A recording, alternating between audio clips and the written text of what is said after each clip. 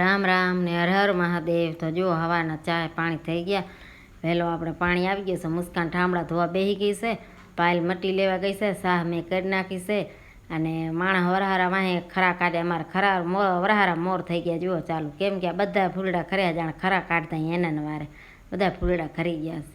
પવન ને વરસાદ હોય ને એટલે પાયલ બાઈના શિવલિંગ થઈ ગયા છે તૈયાર।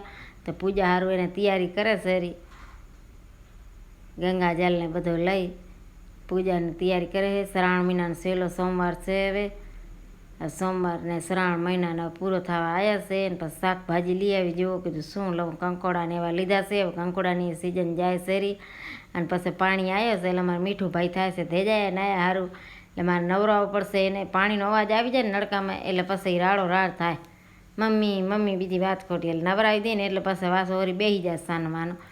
નવો પિંજરો આવ્યો છે ને બહુ ધ્યાન રાખવું પડે, ખાના છે તો નીકળી જાય છે ને પછી આ બપોરના આપણી થાળી કરી નાખી છે તૈયાર લડ્ડુ વાળું લસણ ડુંગળી વગરનો।